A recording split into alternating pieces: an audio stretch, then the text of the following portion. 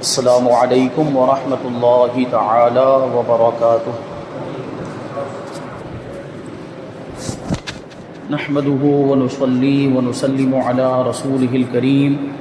اما بعد فاعوذ باللہ من الشیطان الرجیم بسم اللہ الرحمن الرحیم ان اللہ وملائکته یصلون علی النبی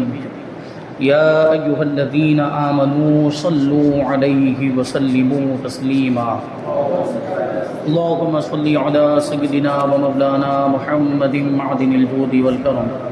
وآلہ الکرام وابنہ الکریم وبارک وسلم صلاۃ وسلام علیک یا رسول اللہ صلی اللہ تعالی علیہ وسلم۔ سورہ بقرہ آیت نمبر 65 کی تفسیر ہے۔ اللہ تبارک و تعالی ارشاد فرماتا ہے وَلَقَدْ عَلِمْتُمُ الَّذِينَ اعْتَدَوْا مِنْكُمْ فِي السَّبْتِ فَقُلْنَا لَهُمْ كُونُوا قِرَدَةً خَاسِئِينَ، اور یقیناً تمہیں معلوم ہے وہ لوگ جنہوں نے تم میں ہفتے کے دن میں سرکشی کی، جنہوں نے تم میں سے ہفتے کے دن یعنی سنیچر کے دن کے بارے میں سرکشی اور نافرمانی کی، تو ہم نے ان سے کہا کہ دھتکارے ہوئے بندر بن جاؤ۔ اب یہاں پہ دیکھیں تو بنی اسرائیل کا ایک واقعہ بیان کیا جا رہا ہے، جس کی طرف میں نے اس سے پہلے کسی درس میں اشارہ کیا تھا کہ بنی اسرائیل نے ہفتے کے دن کے بارے میں بھی اللہ تبارک و تعالیٰ کی نافرمانی کی، کیونکہ ہفتے کے دن یعنی سنیچر کے دن ان کو شکار کرنے سے منع کیا گیا تھا، تو شکار نہیں کرنا چاہیے، تو انہوں نے ایک ترکیب لگائی، ایک طریقہ اختیار کیا، معاذ اللہ کیا وہ اپنے گمان میں اللہ تبارک و تعالیٰ کو دھوکہ دینا چاہتے تھے؟ وہ طریقہ میں نے اس کی طرف اشارہ کیا تھا۔ اس کے بارے میں فرماتے کہ شہر اعلا میں بنی اسرائیل آباد تھے، انہیں حکم تھا کہ ہفتے کے دن کو وہ عبادت کے لیے خاص کر دیں، اور اس روز وہ شکار نہ کریں، اور دنیاوی مشاغل ترک کر دیں، یعنی دنیا کے کام کاج، کاروبار، تجارت، یہ سب کچھ اس دن چھوڑ دیں، اور سنیچر کے دن صرف اور صرف اللہ کی عبادت کریں، یہ ان کو حکم تھا۔ تو ان کے ایک گروہ نے یہ چال چلی کہ وہ جمعہ کے دن شام کے وقت دریا کے کنارے کنارے بہت سے گڑھے کھودتے، اور ہفتے کے دن ان گڑھوں تک نالیاں بناتے، جن کے ذریعے پانی کے ساتھ آ کر مچھلیاں گڑھوں میں قید ہو جاتی تھی، اور اتوار کے دن وہ انہیں نکالتے اور کہتے کہ ہم مچھلی کو پانی سے ہفتے کے دن تو نہیں نکالتے، یہ کہہ کر وہ اپنے دل کو تسلی دے دیتے تھے، یعنی جمعہ کے دن ہی وہ گڈھے کھود دیتے تھے اور اس میں پانی آ کر جمع ہو جاتا، پھر سنیچر کو ان میں سے نالیاں بنا لیتے، پھر وہ نالیوں کے ذریعے سے پانی کے ساتھ ساتھ مچھلیاں بھی آ جاتی تھی، اور پھر ان مچھلیوں کو وہ اتوار کے دن پکڑ لیتے تھے اور پھر اس کو کھاتے۔ تو اس طرح وہ اپنے گمان میں یہ سوچتے تھے کہ ہم نے گڈھے جمعہ کے دن کھودے ہیں اور مچھلیوں کو پکڑا ہے اتوار کے دن، یعنی سنیچر کے دن تو ہم نے کچھ کیا ہی نہیں، سنیچر کے دن تو ہم نے شکار نہیں کیا، اور ہم کو سنیچر کے دن شکار کرنے سے منع کیا گیا ہے۔ تو انہوں نے یہ ترکیب لگائی، اپنے اعتبار سے یہ چال چلی تھی، یہ ایک بہت بڑی مکاری تھی۔ 40 یا 70 سال تک ان کا یہی عمل رہا، اور جب حضرت داؤد علیہ السلام کی نبوت کا زمانہ آیا تو آپ علیہ السلام نے انہیں اس سے منع کیا کہ ایسا مت کرو، یہ جو تم کر رہے ہو یہ غلط ہے۔ فرمایا کہ قید کرنا ہی تو شکار ہے، کہ تم جمعہ کے دن ہی سے قید کر کے رکھتے ہو، سنیچر کے دن مچھلیاں قید رہتی ہیں، تو یہ بھی تو شکار کرنا ہوا جو تم ہفتے کے دن ہی کر رہے ہو۔ جب وہ باز نہ آئے، حضرت داؤد علیہ السلام نے ان کو سمجھایا، اس کے باوجود وہ نہیں سمجھے اور اپنے اس عمل سے وہ باز نہیں آئے، تو آپ علیہ السلام نے ان پر لعنت فرمائی، یعنی ان کے لیے بری، ان کے خلاف نقصان کی دعا فرمائی۔ یعنی دیکھیں یہاں پر بھی جو لفظ جو ہے میں احتیاط کے ساتھ استعمال کر رہا ہوں، ہم ایسے موقع پر اگر کوئی انسان کی طرف نسبت کرے تو ہم کہہ دیتے بد دعا کی، یہ نبی ہیں، اللہ کے نبی کی کوئی بھی دعا بری نہیں ہو سکتی۔ بد کا مطلب ہوتا ہے بری، اور بد دعا کا مطلب ہوتا ہے بری دعا، نبی کبھی بری دعا کر ہی نہیں سکتا۔ تو آپ بھی کبھی یہ دیکھیں، میں اس لیے بتا رہا ہوں کہ ہمیں انبیاء کرام کی بارگاہ کے آداب کو ملحوظ رکھنا ہے کہ وہ اللہ کے نیک بندے ہیں، اور سارے انسانوں میں سب سے بہترین انسان اگر کوئی ہے تو وہ اللہ کے نبی ہیں، انبیاء کرام ہیں، تو ان کی بارگاہ کا ادب اور ان کی تعظیم یہ ہمیشہ ملحوظ خاطر رہنی چاہیے۔ تو یہ بد دعا کے لفظ کی بھی نسبت نبی کی طرف نہیں ہونی چاہیے۔ تو کیا کہنا چاہیے ہمیں کہ ان پر لعنت فرمائی، یا یہ کہا جائے کہ حضرت داؤد علیہ السلام نے ان کے خلاف دعا کی یا ان کے نقصان کے لیے دعا کی، کیونکہ وہ اس کے مستحق تھے، وہ اس کے حقدار تھے. کہ سوچیں آپ 40 سال تک یا 70 سال تک جو اللہ کی نافرمانی کرتے رہے تو وہ کیسی سزا کے مستحق ہوں گے، وہ کیسے عذاب کے مستحق ہوں گے. تو اسی کے تو ان کے لیے دعا کی جا رہی، ان کے خلاف دعا کی جا رہی کہ وہ اللہ کے عذاب میں گرفتار ہو جائے اور اللہ کی لعنت میں گرفتار ہو جائے. تو یہ انہوں نے دعا کی اور اللہ تعالیٰ نے انہیں بندروں کی شکل میں مسخ کر دیا، یعنی وہ سب کے سب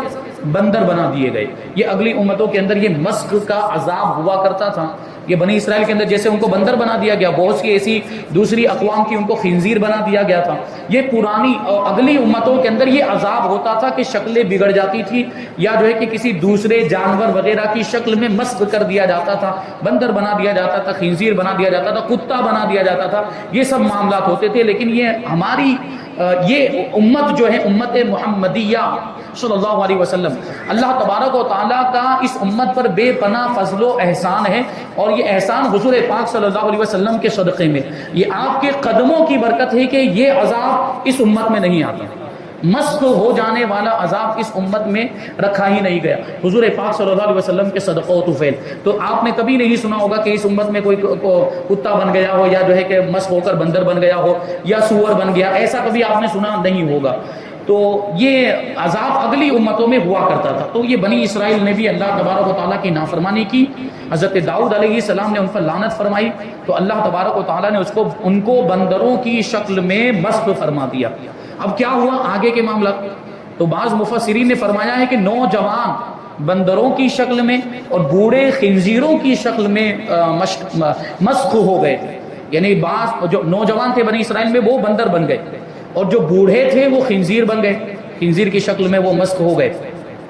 اب کیا ہوا؟ ان کی عقل اور حواس تو باقی رہے مگر قوت گویائی زائل ہو گئی. یعنی ان کی عقل سلامت تھی اور محسوس کرنے کی قوت بھی سلامت تھی، وہ چیزوں کو محسوس کرتے تھے اور سب چیزیں سمجھ بھی رہے تھے، مگر قوت گویائی ان کی ختم، بولنے کی طاقت نہیں تھی. ابھی آپ سوچیں بندر بول نہیں پاتا ہے، اسی طریقے سے خنزیر بھی بولتا نہیں ہے، انسانوں کی طرح بات چیت نہیں، وہ ان کی اپنی آواز ہوتی ہے، ان کی کچھ مخصوص بولی ہوتی ہوگی، وہ انسان نہیں سمجھتا ہے عام طور پر. تو ان کی جو قوت گویائی تھی وہ زائل ہو گئی، بول نہیں پا رہے تھے اور بدنوں سے بدبو نکلنے لگی، ان کے بدن سے بدبو، اور سخت ایسی بدبو نکل رہی تھی جو ناقابل برداشت سے باہر. اور وہ اپنے اس حال پر روتے رہے یہاں تک کہ 3 دن میں سب ہلاک و برباد ہو گئے، ان کو باقی نہیں رکھا گیا. یعنی آپ کوئی یہ نہیں کہہ سکتا ہے کہ آج کل جو بندر پائے جاتے ہیں یا آج کل جو خنزیر پائے جاتے ہیں وہ بنی اسرائیل کی اولاد میں سے ہوں گے جو مسخ کر دیے گئے تھے، جو بندر بنا دیے گئے تھے یا جو سور. نہیں، ایسا نہیں، وہ سب کے سب ہلاک ہو گئے، وہ سب کے سب ختم کر دیے گئے تھے. وہ 3 دن کا ان کا عذاب تھا، یہ دوسرے لوگوں کی عبرت کے لیے تھا. تو 3 دن کے اندر ان کو دیکھ لے جو دوسرے لوگ موجود تھے کہ انہوں نے نافرمانی کی تو ان کا یہ عذاب ہوا کہ بندر بنا دیے گئے، خنزیر بنا دیے گئے اور پھر دنیا سے ان کا خاتمہ ہو گیا. ان کی نسل باقی نہ رہی اور یہ لوگ 70,000 کے قریب تھے، 70,000 کے قریب لوگوں پر یہ عذاب آیا تھا.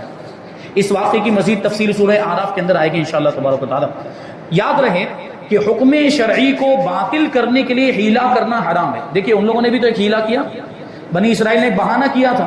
کہ وہ اللہ تعالیٰ کے حکم سے بچ جائیں. وہ سنیچر کے دن جو شکار کرنے سے منع کیا گیا تو اس کے لیے انہوں نے یہ حیلہ اور یہ تدبیر اپنائی. وہ جمعہ کے دن گڈھا کھود کر رکھ دیتے تھے، نالیاں بناتے تھے سنیچر کو، پھر اتوار کے دن مچھلیوں کو پکڑ لیتے تھے. تو انہوں نے اپنے اعتبار سے ایک حیلہ کیا اللہ کے حکم سے بچنے کے لیے. لیکن اس کے ذریعے ہوا کیا؟ اللہ تبارک و تعالیٰ کا جو حکم تھا، جو حکم شرعی تھا، وہ باطل ہو گیا، پورے طور پر باطل ہو گیا.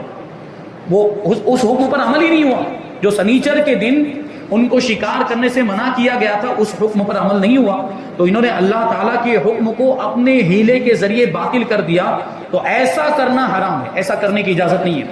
جیسا کہ یہاں پر بنی اسرائیل کے واقعے میں ذکر ہوا. لیکن کہتے ہیں کہ حکم شرعی کو کسی دوسرے شرعی طریقے سے حاصل کر لینے کے لیے حیلہ کرنا جائز ہے. ایک حکم شرعی ہے، اس کو دوسرے حکم شرعی دوسرے طریقے سے شرعی طریقے سے حاصل کیا جائے اور اس میں تھوڑا بہت فائدہ ہو جائے تو اس کے لیے حیلہ کرنے کی اجازت ہے، حیلہ کرنا جائز ہے. لیکن اس کی تفاصیل قرآن و حدیث کی روشنی میں جو علماء فرماتے ہیں وہی جو حیلہ ہے وہ جائز ہوگا. ہر طرح کا حیلہ اور ہر طرح کا بہانہ کرنا جائز نہیں ہوگا. جیسے کہ قرآن مجید میں حضرت ایوب علیہ السلام کا اس طرح کا عمل سورہ صاد آیت نمبر 44 میں مذکور ہے. سورہ صاد کے اندر حضرت ایوب علیہ السلام کا واقعہ وہ وہاں پر انشاءاللہ تفصیل سے بیان کریں گے، لیکن میں اشارہ کر دوں کہ وہاں ان کے لیے قرآن مجید کے اندر کیا حیلہ بیان کیا گیا، کیا تدبیر بیان کی گئی تھی۔ حضرت ایوب علیہ السلام کا جب آزمائش کا زمانہ تھا، آپ کے پورے جسم میں پھوڑے ہو گئے تھے، اس کے باوجود بھی آپ کی اہلیہ، آپ کی زوجہ محترمہ نے آپ کا ساتھ نہیں چھوڑا۔ ایسی آزمائش کے موقع پر بھی آپ کی اہلیہ محترمہ آپ کے ساتھ رہی، آپ کی خدمت کرتی رہی۔ ایسا ابھی کسی اس زمانے میں کسی مرد کے ساتھ معاملہ ہو جائے کہ اس کے پورے جسم میں پھوڑے ہو جائیں تو اس کی بیوی تو اس کو چھوڑ کر بھاگ جائے؟ اس زمانے کے اندر وہ کیوں اس کی خدمت کرے گی یا اس کے ساتھ آزمائش میں وہ خود بھی مبتلا ہوگی؟ لیکن یہ حضرت ایوب علیہ السلام اللہ کے نبی، تو وہ ان کی جو بیوی تھی وہ بھی جانتی تھی کہ ان کا مقام و مرتبہ کیا ہے، اور ایک نبی کی بیوی ہونے کا مجھے شرف ملا ہے، تو یہ آزمائش اس میں مجھے بھی امتحان میں کامیاب ہونا ہے، اس لیے وہ ان کے ساتھ رہی۔ لیکن ایک مرتبہ کیا ہوا کہ وہ بازار کسی کام سے گئی تھی، حضرت ایوب علیہ السلام کی بیوی بازار کسی کام سے گئی تھی، حضرت ایوب علیہ السلام ناراض ہوئے، ان کو کچھ کام تھا، اور اس وقت جب وہ کام تھا اسی وقت آپ کی بیوی موجود نہیں تھی، تو حضرت ایوب علیہ السلام ناراض ہوئے، اور ناراض ہو کر آپ نے قسم کھا لی۔ وہ قسم یہ کھائی کہ اب میری بیوی آئے گی تو میں اس کو 100 کوڑے لگاؤں گا، اور حالانکہ اس میں ان کی بیوی کی کوئی غلطی نہیں تھی، وہ تو بازار میں وہ کچھ ضرورت کا سامان لینے کے لیے گئی تھی، تو بھائی حضرت ایوب علیہ السلام نے یہ قسم کھا دی۔ اب یہ قسم پوری نہیں کریں گے، قسم کو توڑ دیں گے تو کفارہ دینا پڑ جائے گا۔ تو اللہ تبارک و تعالیٰ نے حضرت ایوب علیہ السلام کو یہ قرآن مجید کے اندر حیلہ بتایا، اور چونکہ آپ کی بیوی بے قصور تھی اس وجہ سے ان کے لیے یہ آسانی پیدا کی گئی۔ حضرت ایوب علیہ السلام کو حکم ہوا کہ وہ ایک جھاڑو لے، وہ جھاڑو اس انداز کی لے کہ جس میں 100 تنکے ہوں، 100 تیلیاں اس کے اندر، جیسے جھاڑو ہم دیکھتے ہیں اس میں کتنے تنکے ہوتے ہیں، تو 100 کوڑے لگانے کی جگہ پہ وہ جھاڑو سے ایک ہی مرتبہ مار دیا جائے تو یہی جھاڑو ایک مرتبہ مارنا یہ 100 کوڑے کے قائم مقام ہو جائے گا، اور اس طرح ان کی قسم بھی پوری ہو جائے گی اور کفارہ بھی نہیں دینا پڑے گا۔ تو یہ حیلہ حضرت ایوب علیہ السلام کو اللہ تبارک و تعالیٰ نے قرآن مجید کے اندر خود تعلیم فرمایا ہے۔ تو اس طرح دیکھیں، ایک حکم شرعی تھا تو دوسرے شرعی طریقے سے اس کو بدلا گیا، اور اس میں کسی کا کوئی نقصان نہیں، بالکل اللہ تبارک و تعالیٰ کے حکم کو تبدیل بھی نہیں کیا گیا، جو قسم کو پورا کرنے کا جو حکم ہے وہ قسم پوری بھی ہو گئی۔ تو اس طرح جو ہے وہ کیا جا سکتا ہے، لیکن اگر ایسا حیلہ آپ اپنائیں کہ جس کے ذریعے سے حکم شرعی ختم ہو جائے یا حکم شرعی پورے طور پر باطل ہو جائے، اس کی اجازت نہیں ہے، ایسا حیلہ کرنا حرام و ناجائز اور گناہ ہے۔ آیت نمبر 66 اللہ تبارک و تعالیٰ ارشاد فرماتا ہے فَجَعَلْنَاهَا نَكَالًا لِمَا بَيْنَ يَدَيْهَا وَمَا خَلْفَهَا وَمَوْعِظَةً لِلْمُتَّقِينَ، تو ہم نے یہ واقعہ اس وقت کے لوگوں اور ان کے بعد والوں کے لیے عبرت اور پرہیزگاروں کے لیے نصیحت بنا دیا۔ یعنی اب اتنا بڑا واقعہ پیش آیا کہ وہ بندر بنا دیے گئے، خنزیر بنا دیے گئے، تو اس زمانے کے لوگوں کے لیے بھی تو نصیحت ہو گئی، اور بعد میں آنے والے لوگ بھی جب تک یہ واقعہ سنتے رہیں گے تو ان کو بھی عبرت حاصل ہوگی کہ ہمیں اللہ کی نافرمانی نہیں کرنی چاہیے۔ اور قرآن مجید کے اندر بھی اسی وجہ سے یہ واقعہ بیان کیا گیا کہ قرآن مجید میں لوگ بنی اسرائیل کے اس عبرت ناک واقعے کو سنیں اور پڑھیں اور خود اپنی زندگی کو اس کے اعتبار سے سدھارنے کی کوشش کریں، یعنی کبھی بھی کوئی اللہ کی نافرمانی کا کام نہ کرے، ورنہ نقصان اٹھانا پڑ سکتا ہے۔ فرماتے کہ اس سے معلوم ہوا کہ قرآن پاک میں عذاب کے واقعات ہماری عبرت اور نصیحت کے لیے بیان کیے گئے ہیں، لہٰذا قرآن پاک کے حقوق میں سے یہ ہے کہ اس طرح کے واقعات اور آیتیں پڑھ کر اپنی اصلاح کی طرف توجہ کی جائے، یعنی یہ سوچیں کہ انہوں نے گناہ کے کام کیے، انہوں نے نافرمانی کی، انہوں نے سرکشی کی، تو وہ عذاب میں مبتلا ہو گئے۔ ہم نافرمانی کر رہے ہیں، ہم گناہ کر رہے ہیں، تو ہمیں بھی بچنا چاہیے کہ کہیں ہم بھی عذاب میں مبتلا نہ ہو جائیں۔ اور اگر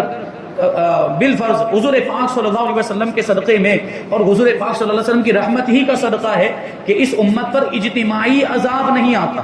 انفرادی عذاب آ سکتا ہے، چند لوگ کسی عذاب میں گرفتار ہو جائیں، لیکن پوری امت پر عذاب آ جائے، یہ حضور پاک صلی اللہ علیہ وسلم کے صدقے میں نہیں ہوتا۔ کہ اللہ تبارک و تعالیٰ نے خود ارشاد فرمایا کہ وما کان اللہ لیعذبہم وانت فیہم، کہ اے محبوب جب تک آپ ان کے درمیان تشریف فرما ہے اللہ تبارک و تعالیٰ ان کو عذاب نہیں دے گا، یعنی پورے طور پر عذاب میں مبتلا کر دے اور پورے طور پر سب ہلاک و برباد ہو جائے، اجتماعی طور پر کوئی عذاب آ جائے، ایسا نہیں ہوگا جب تک کہ حضور پاک صلی اللہ علیہ وسلم تشریف فرما۔ ہمارا عقیدہ ہے کہ حضور پاک صلی اللہ علیہ وسلم اپنے روزہ مبارک میں جسمانی زندگی کے ساتھ حیات ہیں، زندہ ہیں، اور اسی وجہ سے اجتماعی طور پر عذاب نہیں آ رہا، یہ حضور کی شان ہے۔ لیکن پرانی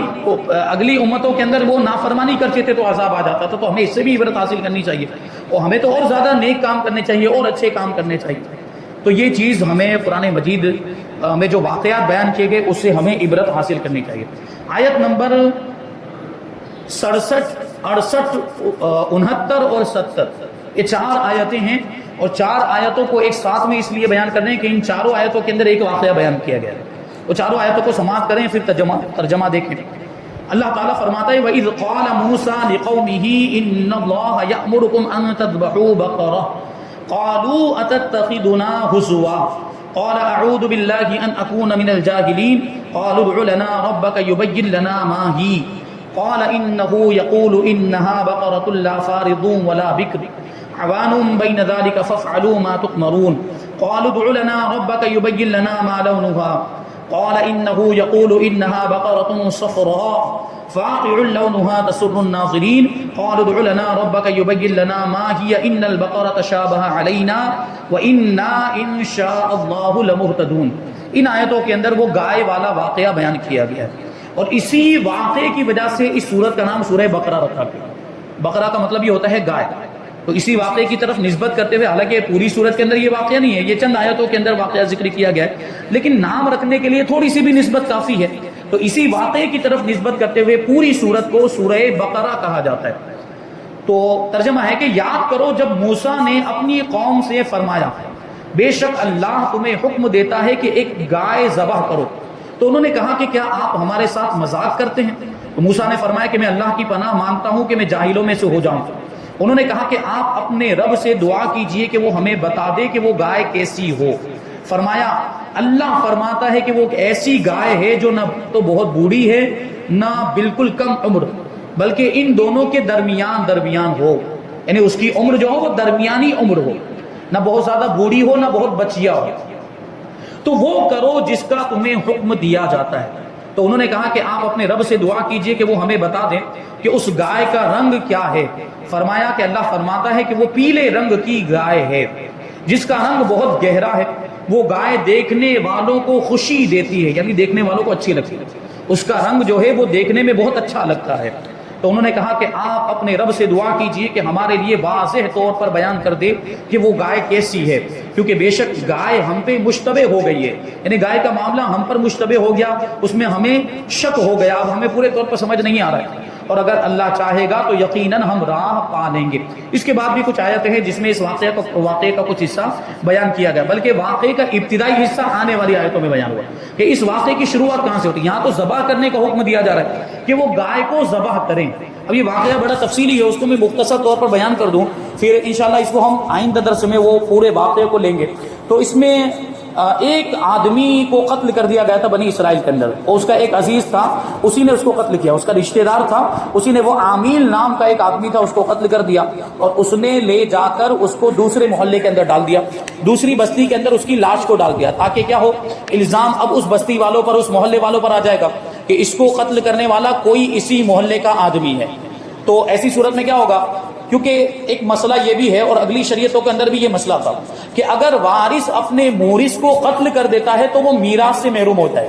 کیا مطلب، جیسے مثال کے طور پر بیٹا ہے اور وہ باپ کو خود ہی قتل کر دے تو باپ کی میراث اس کو نہیں ملے گی، باپ کی وراثت ایسے بیٹے کو نہیں ملے گی جس نے خود باپ کو قتل کیا، اور اسی طرح دوسرے رشتہ داروں کے اندر بھی ہوگا جن کے وہ آپس میں ایک دوسرے کے وارث ہوتے ہیں، ان میں بھی یہی حکم ہوگا۔ تو یہ رشتہ دار تھا، اب اسی نے وہ عامل نام کے شخص کو قتل کر دیا، اور پھر بہانہ بنانے لگا کہ یہ تو کسی اور نے قتل کیا ہے، تاکہ ایک طرف اس کو وراثت بھی مل جائے اور دوسری طرف قتل کا جو قصاص لیا جائے گا اور اس کا خون بہا لیا جائے گا۔ ایسی صورت میں کیا ہوتا ہے کہ جب کوئی مقتول کسی کو قتل کر دیا گیا ہو اور اس کا قاتل پتہ نہ چلتا ہو، تو شریعت کے اندر حکم یہ ہے کہ جس محلے میں وہ پایا گیا یا جس علاقے میں، جس بستی کے اندر پایا گیا، تو اس کا مطلب یہ ہوتا ہے کہ اسی میں سے کوئی قاتل ہے، لیکن اگر شرعی طریقے پر وہ ثابت نہ ہو پائے تو پھر ان سب سے وہ اس کا خون بہا لیا جاتا ہے، جو محلے والے ہوتے ہیں، جو بستی والے ہوتے ہیں، ان سب سے اس کے خون کا بدلہ لیا جاتا ہے، تو یہ بھی اس کو مل جائے گا، یعنی روپیے کی شکل میں، درہم و دینار کی شکل میں، یا کوئی اور اس کو بدلہ دیا جائے تو اس کے ہاتھ میں تو ڈبل فائدہ آ جائے گا، یعنی ایک طرف اس کو وراثت بھی مل جائے گی اور دوسری طرف خون بہا بھی مل جائے گا۔ تو اس وجہ سے اس نے یہ قتل کرنے کے بعد اس کی لاش کو، عامل کی لاش کو دوسرے شہر میں، دوسرے علاقے میں، دوسرے محلے کے اندر اس نے ڈال دیا۔ اب وہ خود ہی وہ چالاک بنتے ہوئے یا زیادہ ہوشیار بنتے ہوئے حضرت موسیٰ علیہ السلام کی بارگاہ میں خود ہی آیا اور کہنے لگا کہ میرے رشتہ دار کو قتل کر دیا گیا ہے اور اس کا قاتل پتہ نہیں چلتا، تو آپ اس کو معلوم کرائیں کہ اس کا قاتل کون ہے، وہ آپ معلوم کروائیں اور اس سے مجھے بدلہ دلوائیں، اس سے مجھے قصاص دلوائیں، خون کا اس کا ہمیں خون بہا جو کہا جاتا ہے، خون بہا اس کو فارسی میں کہا جاتا ہے، وہ خون بہا مجھے دلوایا جائے۔ اور ایک طرف سے وہ میراث کا بھی مستحق ہو چکا تھا۔ تو یہ واقعہ ہے۔ پھر اس کے بعد یہ جو ابھی جو آیت کریمہ کے اندر جو بیان کیا گیا وہ واقعے کا ابتدائی حصہ، یعنی قتل ہوا، اس کے بعد پھر اب وہ قاتل کو تلاش کرنا ہے۔ تو قاتل کو تلاش کرنے کا یہ طریقہ بتایا گیا۔ اللہ تبارک و تعالیٰ نے حضرت موسیٰ علیہ السلام کو حکم دیا کہ وہ محلے والے، وہ بستی والے جتنے بھی لوگ یا بنی اسرائیل کے جتنے بھی لوگ ہیں ان کو حکم دیں کہ وہ ایک گائے ذبح کریں، اور گائے کو ذبح کرنے کے بعد اس کے جسم کا کوئی بھی حصہ، یعنی گائے کا کوئی بھی حصہ لے کر اس کو مقتول کے جسم پر ماریں، جو قتل ہو گیا ہے اس کے جسم پر ماریں، تو پھر وہ قاتل کون ہے وہ پتہ چل جائے گا۔ بہرحال یہاں پر آپ دیکھیں تو ایک بات یہ ذہن میں آتی ہے کہ بھائی وہ قاتل کا اور گائے کے ذبح کرنے کا آپس میں کیا لینا دینا ہے؟ یعنی ظاہری طور پر یہ عقل میں آنے والی بات نہیں ہے، لیکن یہ اللہ تعالیٰ کا حکم تھا، اور کوئی بھی حکم اللہ تبارک و تعالیٰ کی طرف سے ہو اس میں ہمیں عقل کے گھوڑے نہیں دوڑانے چاہیے۔ ہمیں بس اتنا پتہ چل جائے کہ اللہ کا حکم ہے یا نبی نے فرمایا ہے تو ہمیں فوراً اس پر عمل کرنے لگ جانا ہے۔ اس میں یہ کیوں ہے، کیسے ہے، کیوں نہیں ہے، کیوں ایسا، یہ سب نہیں کرنا چاہیے، کیونکہ اگر ہم یہ سوال جواب کریں گے بسا اوقات ایسا ہوتا ہے کہ وہ سوال ہمیں بہت دور تک لے کر چلا جاتا ہے۔ وہ سوال کی وجہ سے ہم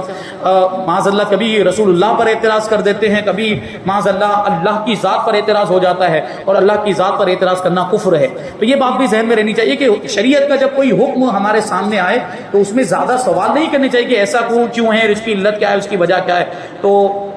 یہ بنی اسرائیل نے ایسا کیا،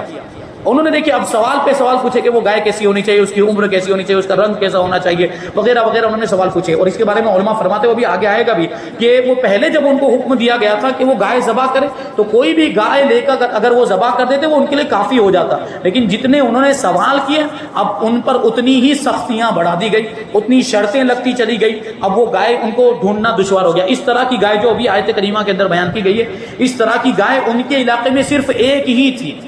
اب وہ کون سی تھی، کس کے پاس تھی، اور ان کو کیسے حاصل ہوئی، یہ تفصیلی واقعہ ہے، انشاءاللہ ہم آئندہ درس میں اس کو شامل کریں گے۔ اللہ تبارک و تعالیٰ کی بارگاہ میں دعا ہے کہ جو کچھ بھی بیان ہوا اس پر ہم سب کو عمل کرنے کی توفیق عطا فرمائے، اور نور قرآن سے ہم سب کے دلوں کو روشن اور منور فرمائے۔ وما علینا الا البلاغ۔ السلام علیکم۔